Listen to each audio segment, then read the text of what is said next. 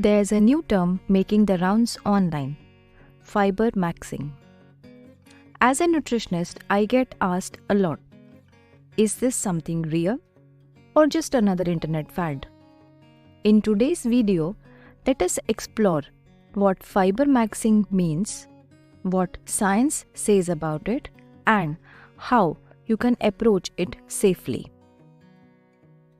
Simply put, fiber maxing refers to increasing your daily intake of dietary fiber, often beyond the standard recommendation of 25 to 30 grams a day.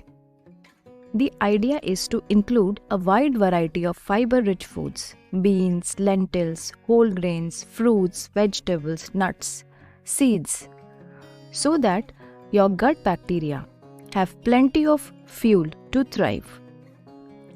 It is not about powders or supplements, but about building meals around natural plant-based foods. The reason it is becoming popular is that people are realizing how strongly our gut health is linked to almost every aspect of well-being, from digestion to immunity, even mood. Social media has simply given a catchy name to what nutrition science has been encouraging for years. The research on fiber is extensive. A large review published in The Lancet in 2019 looked at over 180 studies and found that people with the highest fiber intake had a 15 to 30% reduction in risk of heart disease, type 2 diabetes, and colorectal cancer compared to those with the lowest intake. Another study in Nature Reviews Gastroenterology and Hepatology highlighted how different types of fiber feed different gut microbes, improving diversity and gut health. So when you hear about fiber maxing online, the enthusiasm actually has a strong scientific foundation. Higher fiber diets are associated with improved bowel health and reduced constipation, lower cholesterol and heart protection, better blood sugar control, reduced risk of type 2 diabetes and certain cancers, and even support for weight management because fiber helps us feel full and satisfied. Having said that, suddenly doubling or tripling your fiber intake is not advisable. Your gut needs time to adjust. Rapid increases can cause gas, bloating, cramps, or discomfort.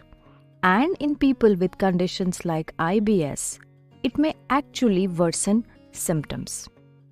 The key is to increase fiber gradually and always pair it with adequate hydration. Here are some practical steps. Add fiber slowly, about 5 grams extra per week. Choose a mix of soluble and insoluble fiber sources. For example, oats and apples for soluble fiber and whole grains or vegetables for insoluble fiber. Drink enough water as fiber absorbs fluid. Spread fiber throughout your meals instead of loading it all at once. And remember, whole foods first.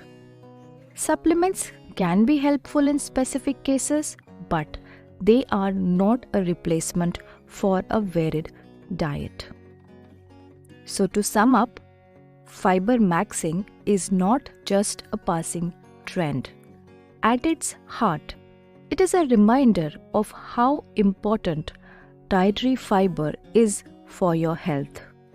If you approach it gradually and with balance, it can be a very positive shift.